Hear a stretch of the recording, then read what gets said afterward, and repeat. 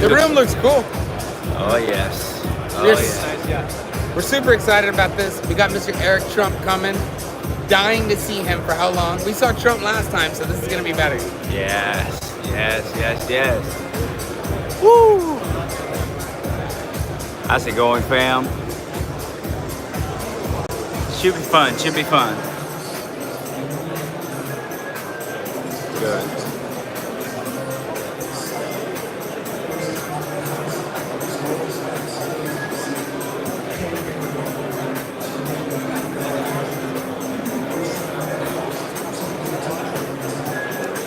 There's more people here than with CZ. Yeah. Than CZ? Yeah, more people.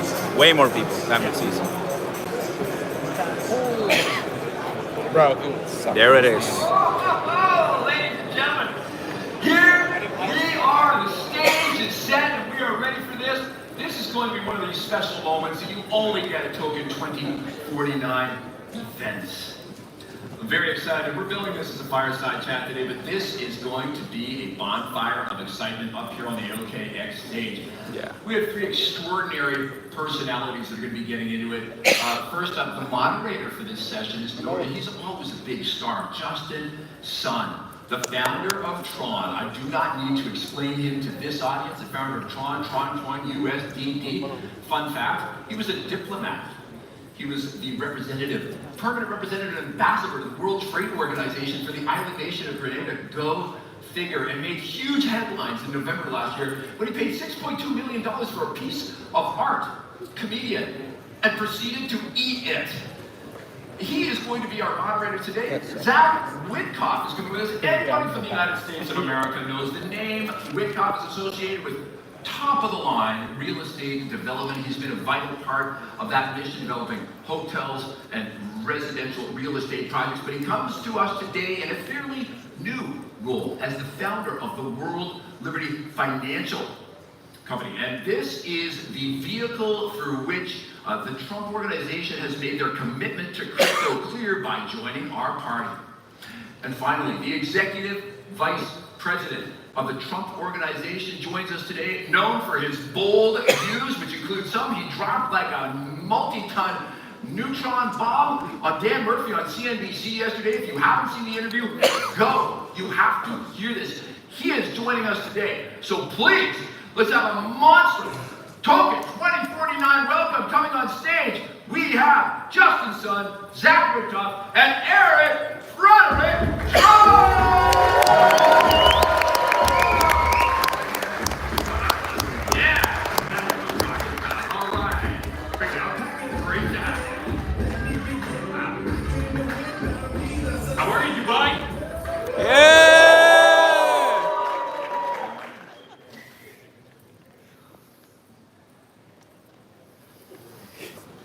It's so amazing to be here today.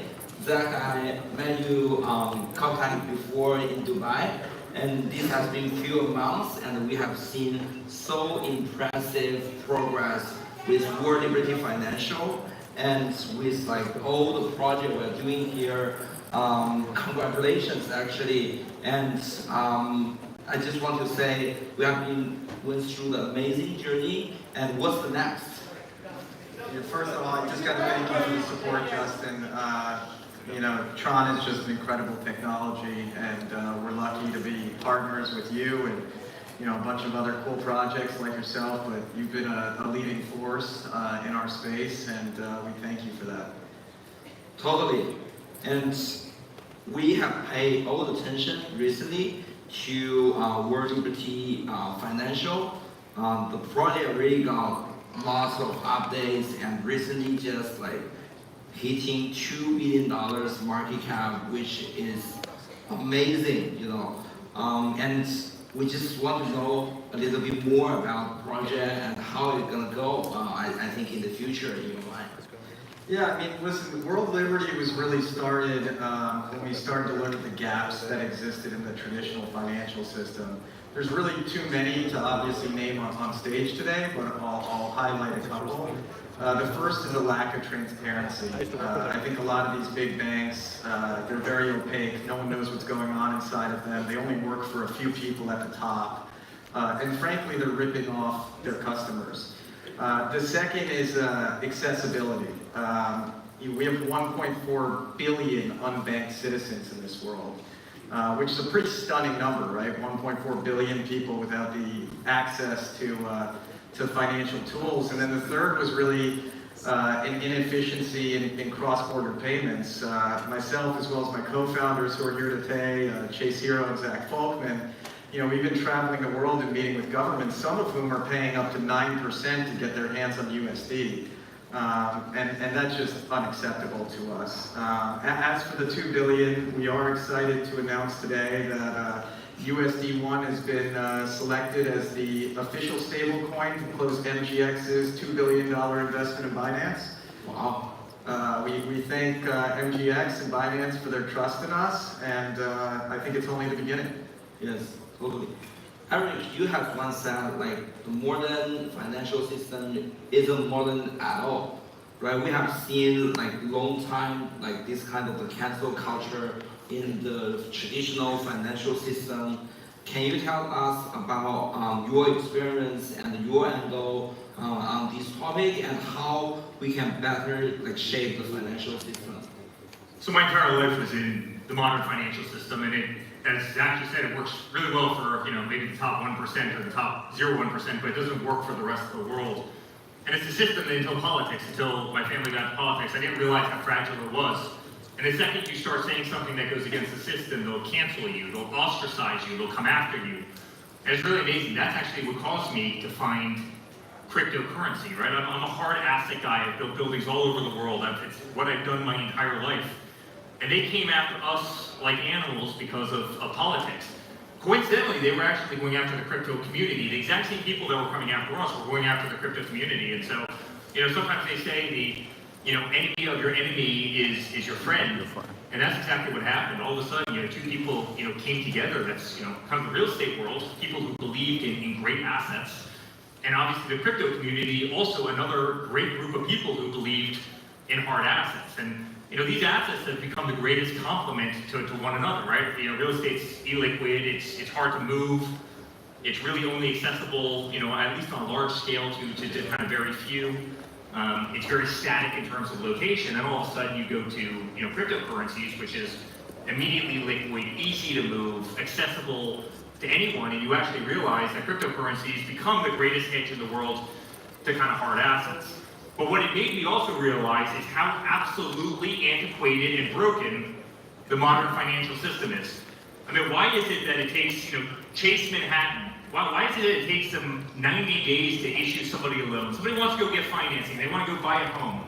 And this is true of banks all over the world. Why is it that it takes 90 or 120 days to go get a loan from a financial institution that you've spent 25 years banking with, right? They're doing paper forms, know your customers, right? They've got the most beautiful logo on these buildings all around the world that are looking over the streets, right? And what are they doing? They're pushing paper forms out there, things that can be done on blockchain instantaneously, things that can be done cheaper, faster, more, efficiently, using modern finance. Every single week, I'm chasing a wire transfer. The SWIFT system is broken and it's going to be replaced by cryptocurrency. But why is it on a Friday afternoon at 4 o'clock in the US somewhere, I'm waiting for a SWIFT wire transfer to come in when, right now anybody can move, Bitcoin or USD1 or any other, kind of form of currency across the world in a matter of seconds.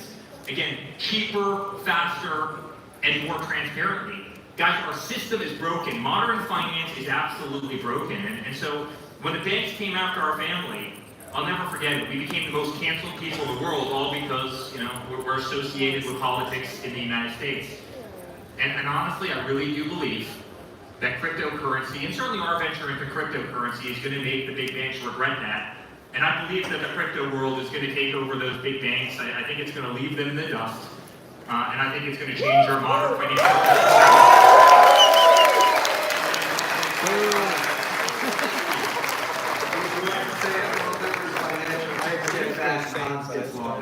Yes. Liability financial is definitely, I think, one of the great examples, right? We can use World Liberty Financial to shape the world and really change the financial system. And we're gonna leave them in the dust, right? Like, if they didn't join us sooner or later, right? That's right. They can either listen. I think they have two choices, right? They can either turn their big container ships around, which might take them some time, or they can get left behind in the dust, like you're talking about. I think time will tell, which choice they make, but hopefully they're on the right side of history. Definitely. I think it's actually almost hard for them to turn their container ship around because their entire business model, right?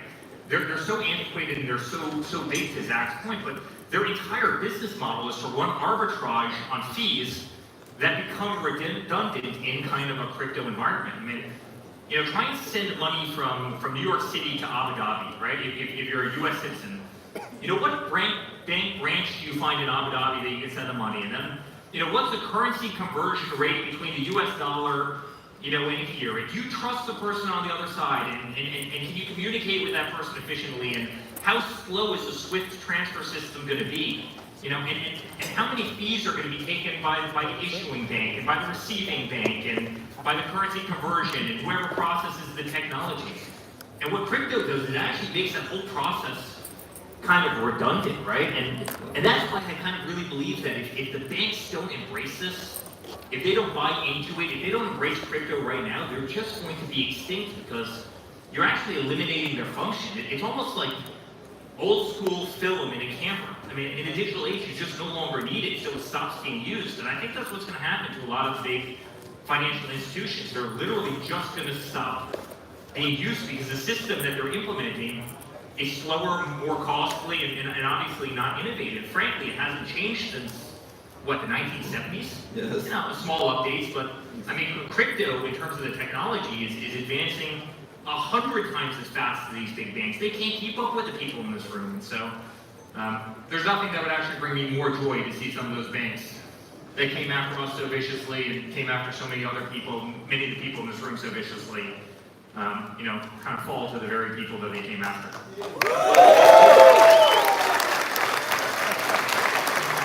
Watch your guru right now.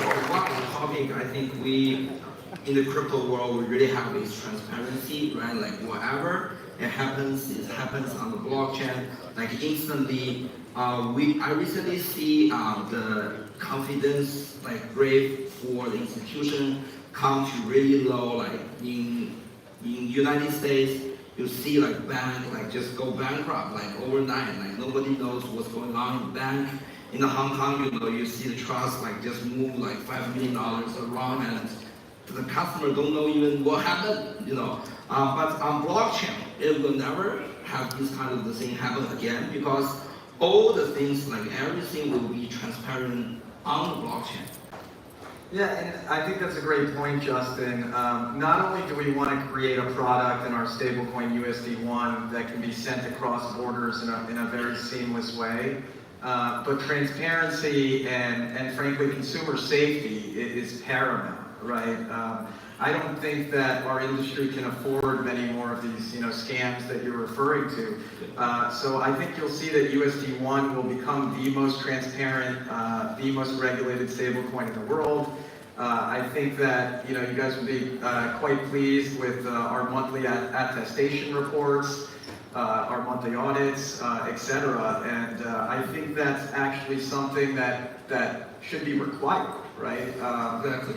And frankly, it's a much better system, right? Our digital dollar is backed 1-to-1 by short-term treasuries and cash equivalents. So you tell me where you'd rather keep your money. Something that's backed 1-to-1 by treasuries and short-term cash equivalents, or something that's fractionally backed by you don't even know what. Exactly. And Eric, everybody has to be very familiar with your family and your business, but they don't know actually you are very committed to financial freedom. So can you talk a little bit about this topic and how we can use World Liberty Financial to really realize this value? you know, in 2019 and 2020, 2021, I started getting letters from some of the biggest banks in the world. These were banks that, you know, we had done business with as a family for, you know, in some cases 20, 30, 40 years.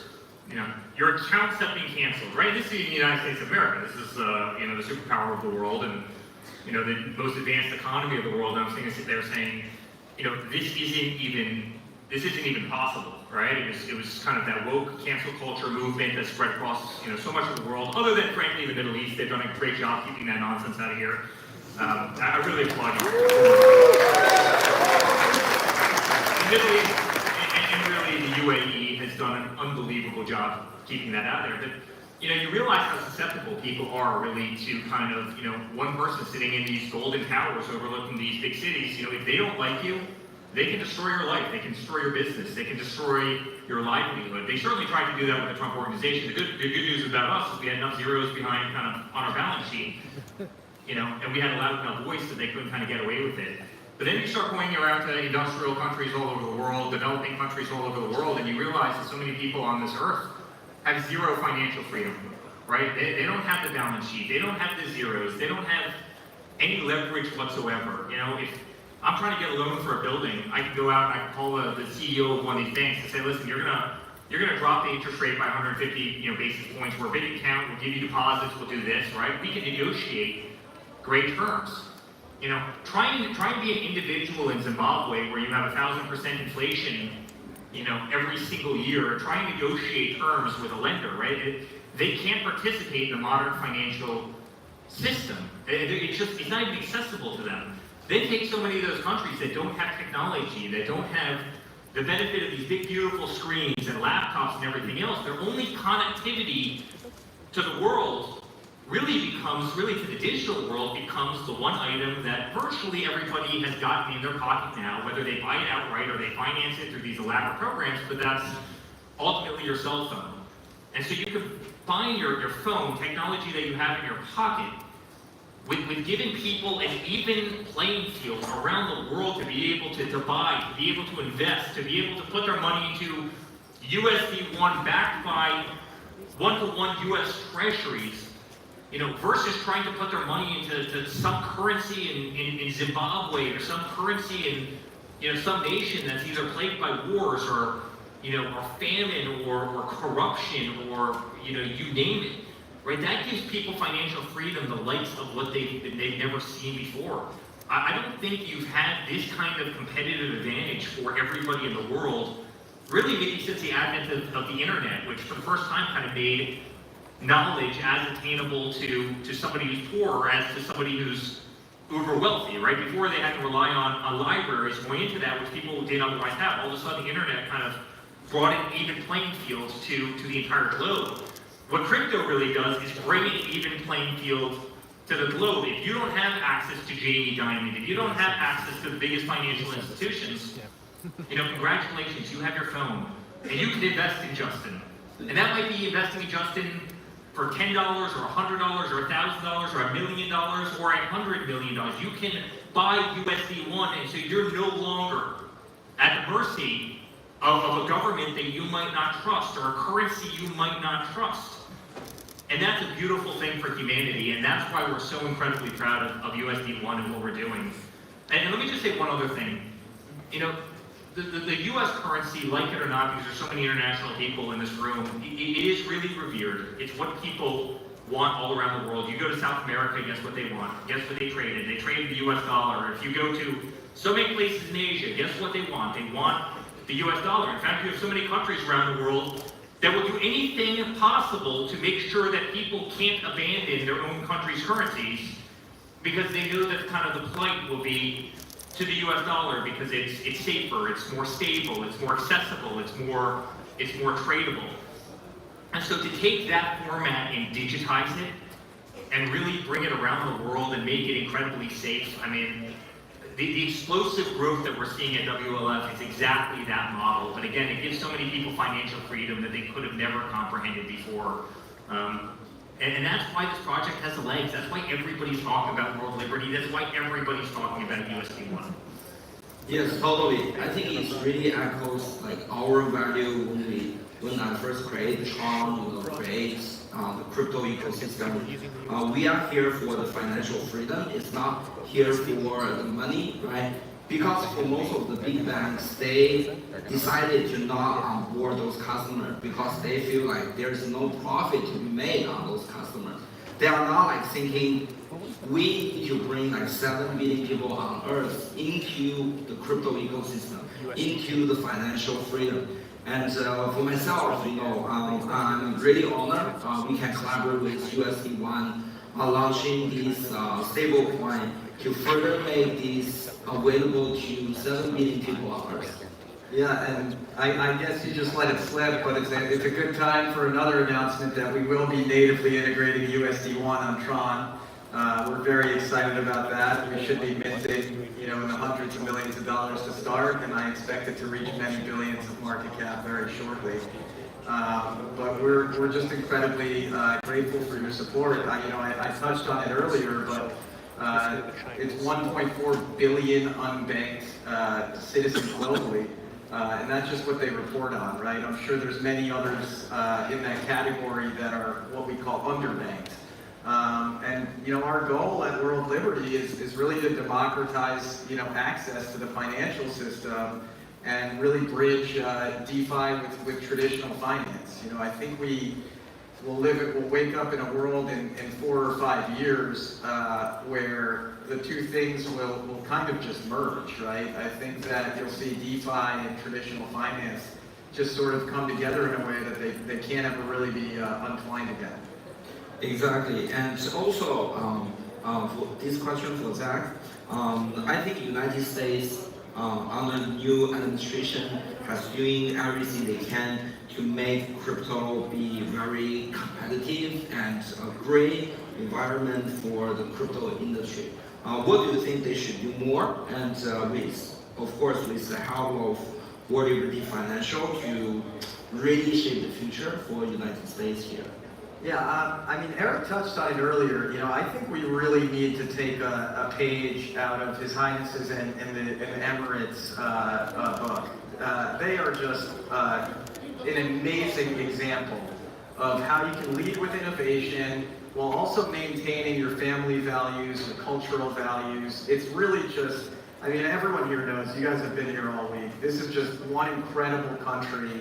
One of the most innovative, if not the most innovative country on planet Earth today. So I think it starts with really taking a page out of the book of those who have done it very successfully, which of course starts with United Arab Emirates. And listen, I think it's a matter of you got to move very fast. You got to make quick decisions, which they're able to do here. But you also have to protect the consumer in a reasonable way that doesn't stifle innovation. And so I think if we can do those things, the sky is the limit. Yeah, I think that's really it. Definitely. This question is for Eric. You have been in Dubai for so many times, and I think you have seen these cities grow from zero to what we have today. And for myself, actually, when I first attended Token 2049, it's not like this scale, right? But today we have seen so many people come here. It's become one of the center of the crypto hub. And what's your opinion on that? Yeah. So I've been very fortunate to be coming to Dubai and Abu Dhabi and the UAE for 20 years. I think my first trip over here was in 2006, so I saw it before the city became this, always looking at real estate. I started working here in 2011, 2012, built an unbelievable golf course, which has become one of the most popular. We just announced Trump International Hotel right on Sheikh Zayed 2 nights ago. It's going to be one of those beautiful buildings in the city. And I always say that the rest of the world has to be careful of the UAE for one reason. They always arrive at the word yes, which is a beautiful thing, and they do it quickly, right? I can't tell you guys, I work all over the world. Europe has become a lost cause. It really has, and that hurts my feelings to say, but they are impossible to deal with, and it is impossible to get them to the word yes. If I'm building a great golf course somewhere,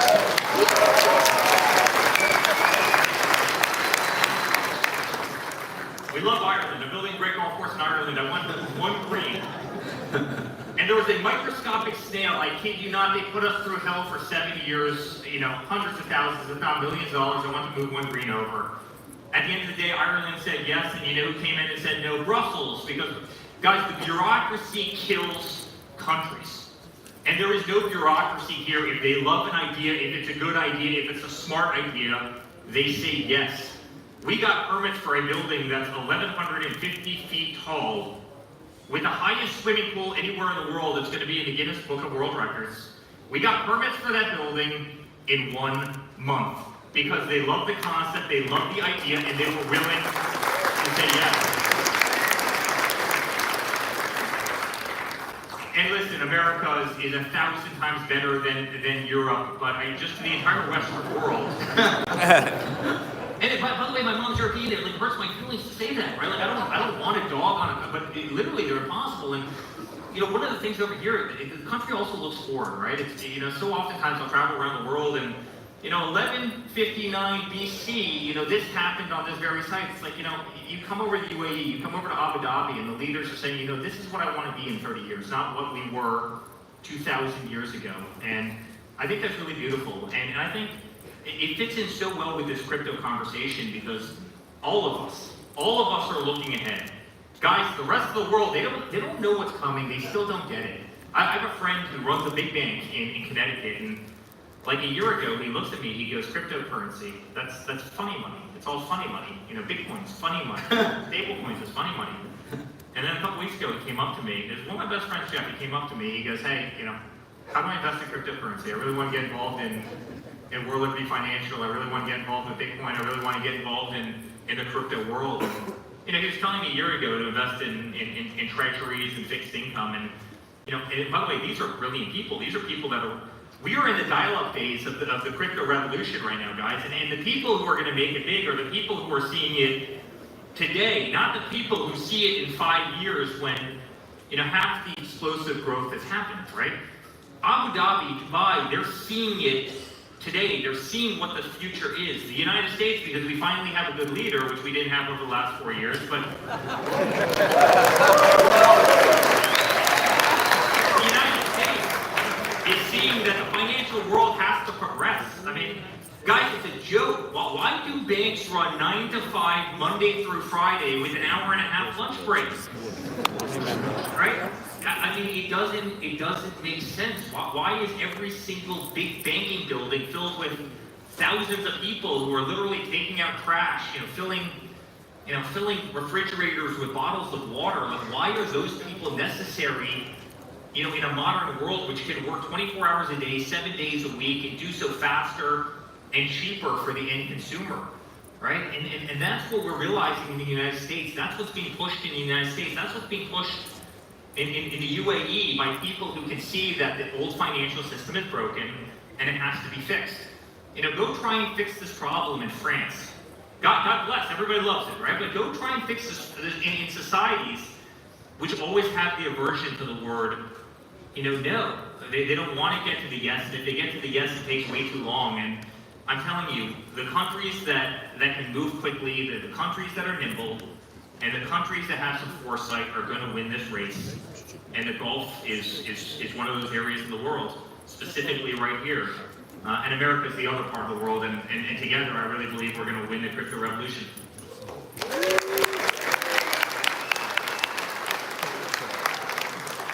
Definitely, even for myself, I visited Dubai so many times. With your story, I decided to move here more. Not rather just being in the conference, but live there, feel the culture, feel the people. I have my Dubai ID card last year, but actually, it's way faster to get it from DMV US, back in those days. And also, I'm totally on board. I want to move to the United States in May and to really see the huge difference that happened 100 days after the new administration take over, and it's really changed US in a good way. No doubt about it. Like Eric was saying, the president is just a tremendous leader. And when you have good leadership, you know, good things happen. And that's why this country is what it is. That's why the UAE is one of the most successful countries on the planet right now. They have tremendous, tremendous leadership here. And you have some of the happiest citizens in the world. You walk the streets here and you talk to anyone who lives here, they don't want to leave. You talk to people who have moved here from other places, and they tell me, you know, I can't get my wife to leave and go on vacation. She loves it here so much. And the reason is really leadership, right? And they're leading the way on crypto, they're leading the way on AI, they're leading the way on robotics. And, you know, I think USD1 is going to play a very critical part of this new digital world that we're moving into. Definitely.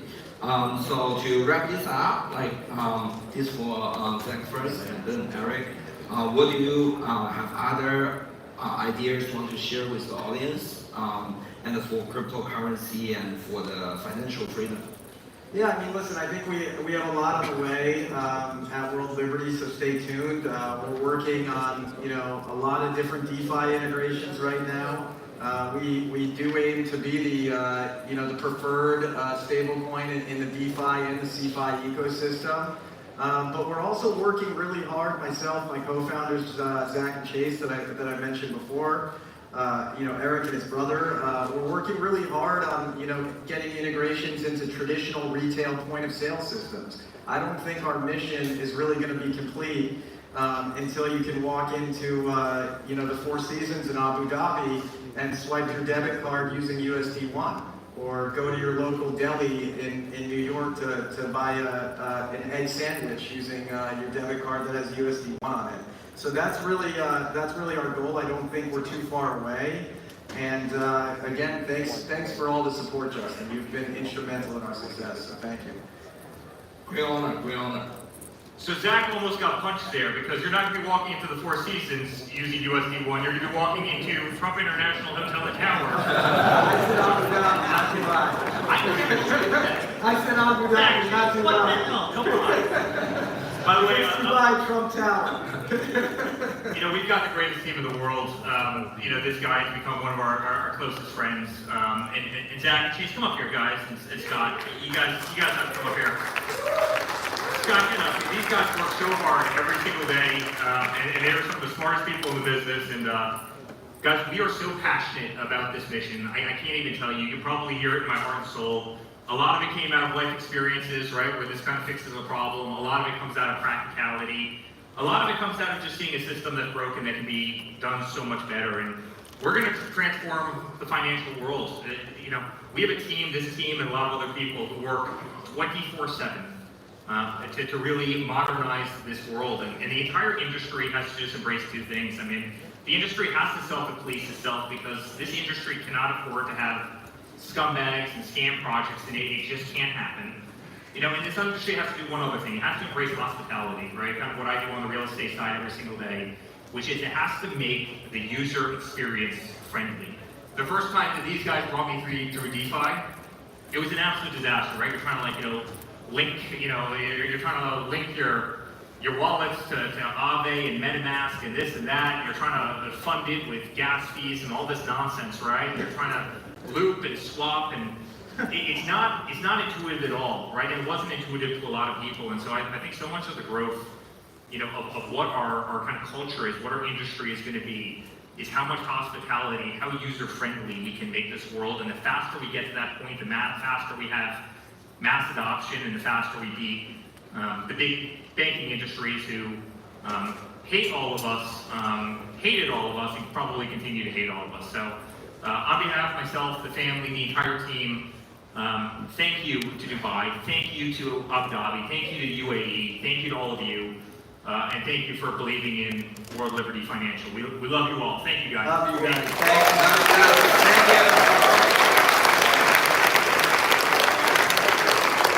Say something. That was it, fam. Thank you very much. Absolutely. That was it. Pretty cool, huh? Just to keep you in the know, right? It's always good when you have somebody in the Trump family to get their perspective. If you ask me, they have everything they want to make sure they make more money with World Liberty Financial. So they will use it, but XRP RLUSD, that's the fave. All day. That's my Mo, and that is Levi. There you go. Peace, everybody. Thanks so much. More updates coming soon later. Bye. Smash that like button, fam. My JB in the house. Thank you.